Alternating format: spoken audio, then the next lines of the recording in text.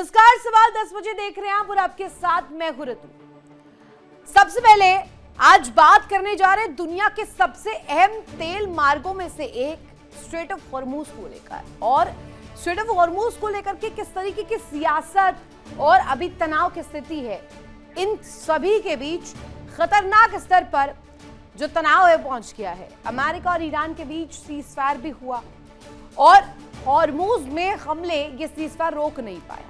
Hormuz से गुजरने वाले जहाजों पर लगातार हमले हो रहे हैं। इस बार यूएई ने जहाज पर हमले का आरोप भी लगाया। इस बार दावा किया गया है कि Abu Dhabi national oil company ADNOC के एक जहाज पर ईरान ने ड्रोन से हमला किया और यूएई ने इसे संयुक्त राष्ट्र सुरक्षा परिषद के प्रस्ताव 2817 का खुला उल्लंघन बताते हुए वैश्विक ऊर्जा सुरक्षा के लिए बड़ा खतरा करार दिया। दरअसल स्ट्रेट ऑफ हॉर्मूज दुनिया के सबसे अहम तेल सप्लाई रूट्स में से एक है, इसलिए यहां किसी भी तरह की हलचल का सीधे असर अंतर्राष्ट्रीय बाजार और तेल की कीमतों पर पड़ता है। हॉर्मूज फिर से जहाज पर हुए हमले ने यहां चिंता बढ़ा दी है। ये सब ऐसे समय पर हो रहा है जब अमेरिकी राष्ट्रपति डोनाल्ड ट्रंप ने नौसेना के जरिए हॉर्मूज को जहाजों के लिए खोलने का ऐलान किया। अब उधर ईरान के रेवोल्यूशनरी गार्ड्स IRGC ने हमले के दावे को झूठा बताते हुए कहा कोई भी जहाज हॉर्मूज स्ट्रेट से पार नहीं हुआ है। ईरान ने दावा किया कि इस हमले के पीछे अमेरिका जिम्मेदार है, कि अमेरिका जबरदस्ती उल्लंघन कर रहा है, जबरदस्ती क्रॉस करना चाह रहा है, हॉर्मूज से गुजरने वाले जहाजों को निशाना बना रखा है और आरोप ये कि ईरान पर सिर पर ये मढ़ा जा रखा है और ये मढ़ने वाला है अमेरिका। हालांकि हॉर्मूज पर कब्जे के लिए खींचतान पहले से ही जारी है। ऐसे में हॉर्मूज में जहाजों पर हमला और ईरान अमेरिका के आरोपों ने नई परेशानी पैदा कर दी है। ईरान ने अपने ऊपर लगे तमाम आरोपों को खारिज कर दिया है, गेंद वापस अमेरिका के पाले में फेंक दी है। ऐसे में देखने वाली बात यह कि ट्रंप अब कौन सा फैसला लेते हैं और ईरान क्या तैयारी करता है, किस तरीके की तस्वीर रहेगी। लेकिन ऐसे में सबसे बड़ा सवाल ये कि क्या ईरान अमेरिका के बीच हुआ सीज फायर अब टूट चुका है, वो ही सीज फायर जिसकी आड़ लेकर ट्रंप डैमेज कंट्रोल में जुटे हैं। लेकिन ईरान ने साफ कर दिया है कि ट्रंप की तानाशाही चलने वाली नहीं है। और क्यों हम कह रहे हैं कि सीज फायर टूट गया है, ये प्रश्न भी जल्दी से आपके सामने कुछ डिटेल्स रख देते हैं कि यहाँ पर आखिर ये स्टांस आया कहां से कि सीज फायर टूट गया है क्या। हॉर्मूज स्ट्रेट में जहाज पर ड्रोन हमले हुए। साथ ही आपको बता दें हॉर्मूज में ADNOC Abu Dhabi national oil company जो है इसके जहाज हमले के आरोप लगा रहे हैं। साथ ही आपको बता दें अमेरिका ने ईरान को हमले का दोषी ठहराया, सीधे सीधे दोषी करार दिया गया अमेरिका को। इसके अलावा यूएई के आरोपों ने ईरान की टेंशन बढ़ा दी है। टेंशन इस कदर कि यहां पर जो बड़े आरोप लगाए गए हैं इसके तहत ईरान के लिए बड़ा जो सिरदर्द है ये साबित हो सकता है। दो ईरान ड्रोन जो है वो जहाज पर हमला करते हुए नजर आए। ये यूएई का पक्ष था। 2 ईरानी ड्रोन ने जहाज पर अटैक किया, इस तरीके की तस्वीर सामने आती है। ईरान ने जहाज पर हमले के आरोपों को सिरे से खारिज किया कि कोई हमला ईरान द्वारा नहीं किया गया है। हालांकि हॉर्मूज से कोई जहाज गुजरा भी नहीं है, ये IRGC की तरफ से दावा किया गया। हॉर्मूज में जहाजों पर हमले अमेरिका की साजिश के तहत हुए हैं। अब IRGC इस बात को रख रहा है कि अमेरिका जो है प्री प्लान नोटिव के तहत, प्री प्लान नोशन के तहत यह अटैक्स करवा रहा है।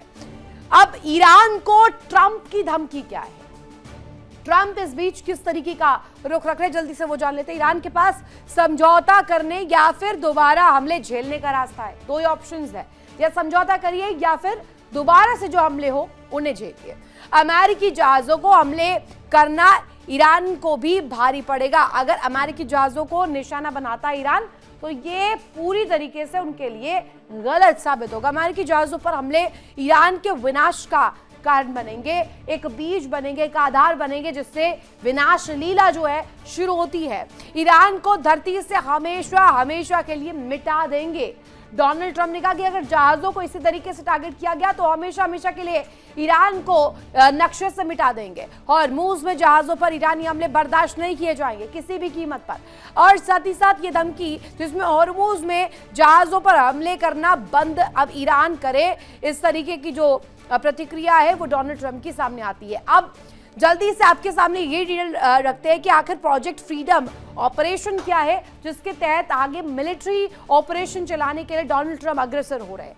हॉर्मूज में जहाजों पर हमले के बाद प्रोजेक्ट फ्रीडम शुरू किया गया है और इस प्रोजेक्ट फ्रीडम के जरिए पूरी तरीके से काबू करना, पूरी तरीके से सिचुएशन को अंडर कंट्रोल करना और जीत के लिए जो दावा कर रहे हैं उसे सुनिश्चित करना है। अमेरिकी राष्ट्रपति ट्रंप ने प्रोजेक्ट फ्रीडम की शुरुआत की है।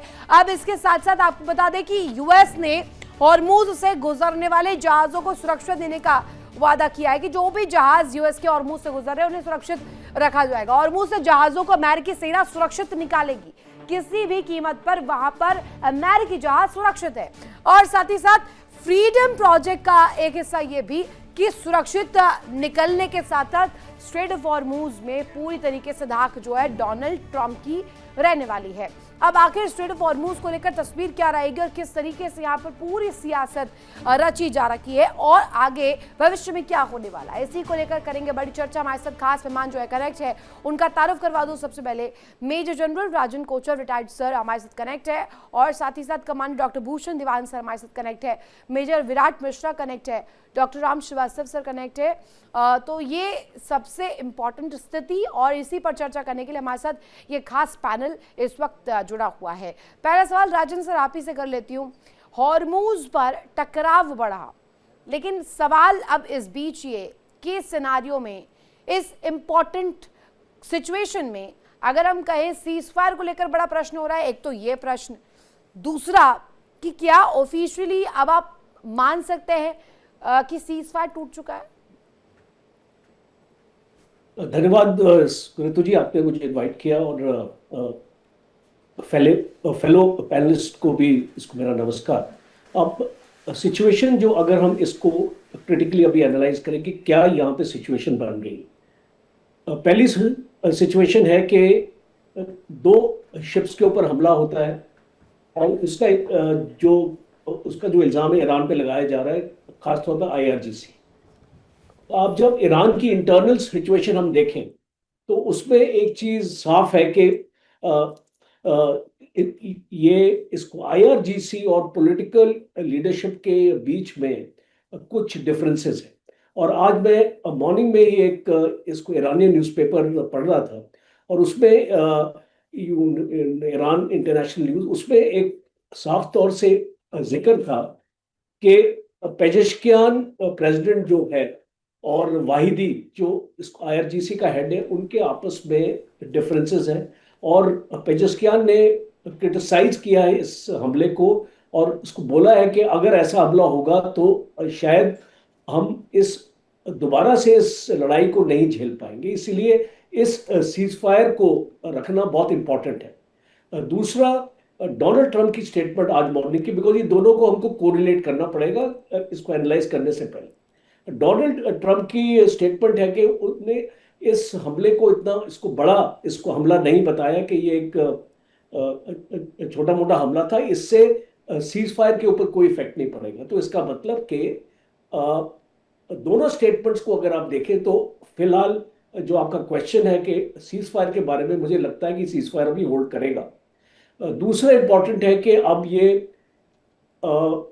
एपिक फ्यूरी आपका ऑपरेशन था पहले, अभी इसका प्रोजेक्ट फ्रीडम ऐसे कर दिया। तो ये बेसिकली अगर आपको मालूम होगा कि डोनाल्ड ट्रंप को कांग्रेस के पास जाना था एक सैंक्शन लेने के लिए, 60 दिन की जो पीरियड होती है, वो शायद डोनाल्ड ट्रंप नहीं जा रहे।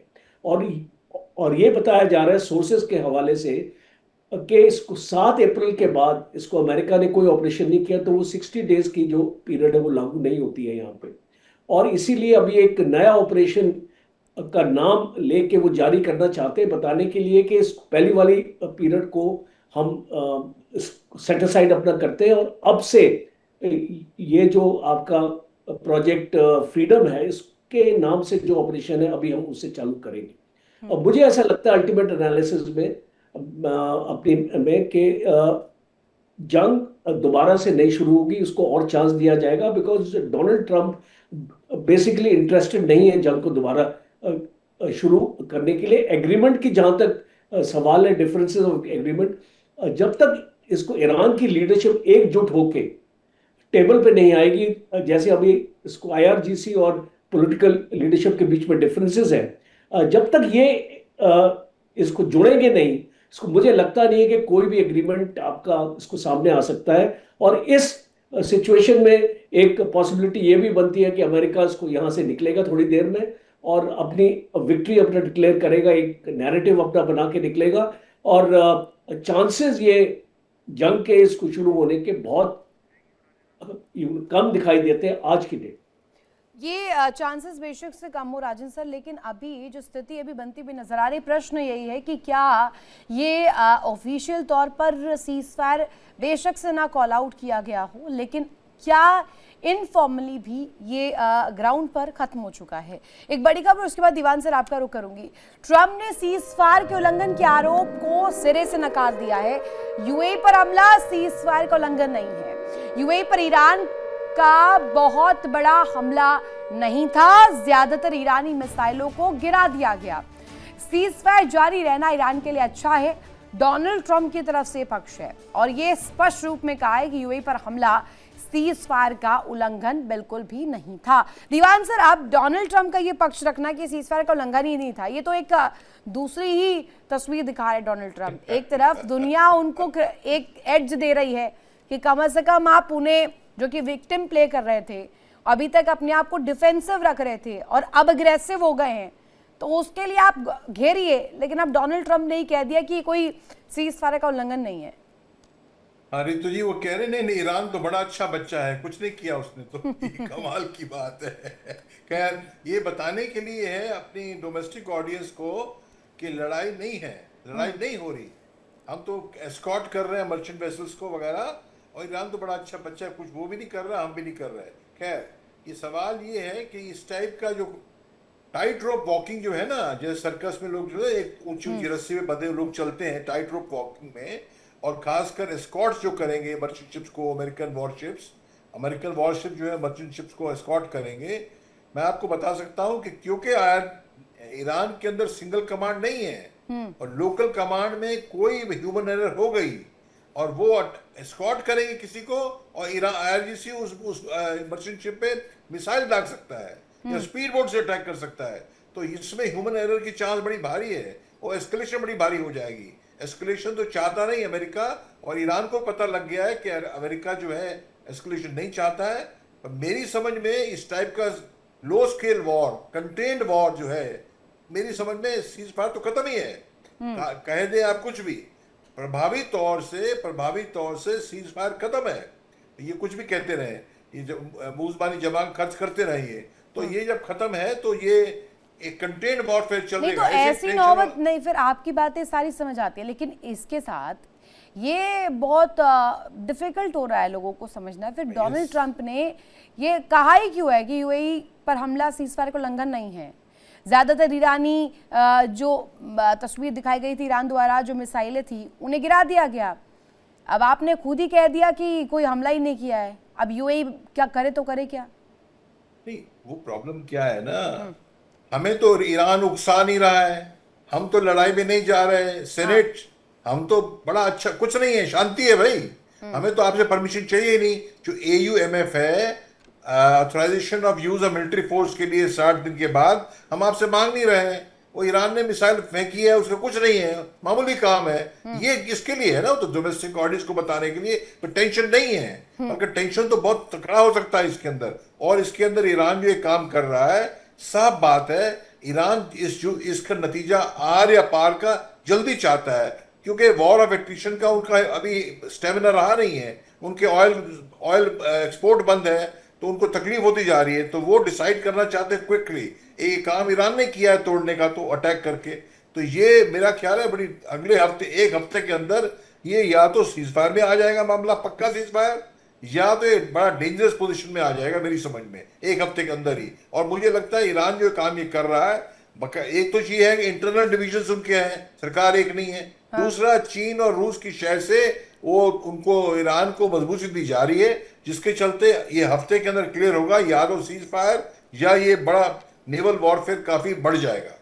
रितु जी, नहीं, ये तो ठीक है, ये पक्ष तो बहुत क्लियर था, लेकिन राम श्रीवास्तव सर, लैटिन शब्द कुछ होते हैं ना, डी फैक्टो, डिजोर।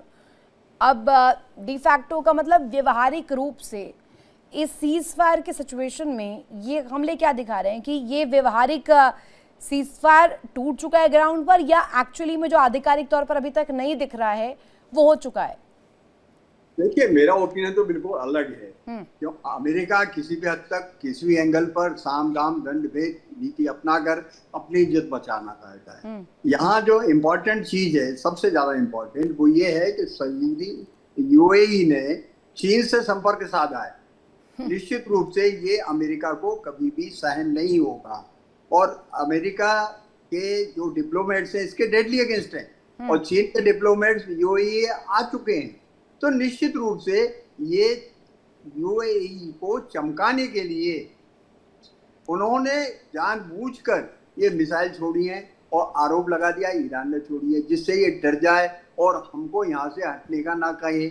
निश्चित रूप से ये बहुत बड़ा खतरनाक डिप्लोमेटिक मूवमेंट है। इसका सीज फायर से कोई लेना देना नहीं है। इसका सिंपल असर ये है कि यूनाइटेड अरब अमीरात जो इस समय थोड़ा छटपटा रहा है, डर रहा है, घबरा रहा है, और अमेरिकन फोर्सेस से उसका विश्वास हट रहा है, उसको चमकाने के लिए ये काम किया गया है, ऐसा डिप्लोमेटिक चैनल्स में चर्चा चल रही है। अब वास्तव में किया है या नहीं किया, ये तो जो ड्रोन आए थे जिन्होंने अटैक किया था उनकी जांच से हो सकता है, लेकिन जांच करेगा नहीं, कौन? बार बार तो नंबर्स आ रहे हैं, कभी 49 कह देते हैं, कभी कह देते हैं कि 50 से ज्यादा ऊपर जहाज गुजर चुके हैं। ईरानी कह रहे हैं कि हम निकाल ले रहे हैं अपने गुजार, उनके जो जहाज है गुजार ले जा रहे हैं, और अमेरिका उसमें ब्लॉकेड में कुछ कर नहीं पा रहा है।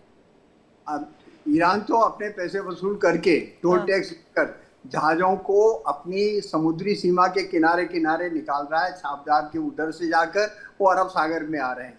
और ये भी समाचार हैं कि जो अमेरिका के जहाज हैं, जो उनकी नेवी के लोग हैं, वो भी उनसे पैसे वसूल कर रहे हैं, लूट रहे हैं। आप तो ये मान के चलिए कि नए तरह के समुद्री डकैत पैदा हो गए हैं, जबकि स्टेट ऑफ हार्मुज जो थी वो इंटरनेशनल वाटर में आती थी और किसी तरह का कोई कहीं टैक्स और रोक टोक नहीं हुआ करती थी। लेकिन इस युद्ध के बहाने जिसके मर्जी जो आ रहा है वो अपनी ताकत दिखा नहीं, आप ये कह रहे हैं कि यहाँ पर सिर्फ और सिर्फ अग्रेशन और डिफेंसिव मोड दो अलग अलग चीजें हैं। अब अगर अग्रेशन दिखा रहा है ईरान तो फिर विक्टिम प्ले क्यों कर रहा है, और अगर डिफेंसिव है तो फिर ये अग्रेशन भी नहीं दिखना चाहिए जो अभी हम ग्राउंड पर दिख रहे हैं।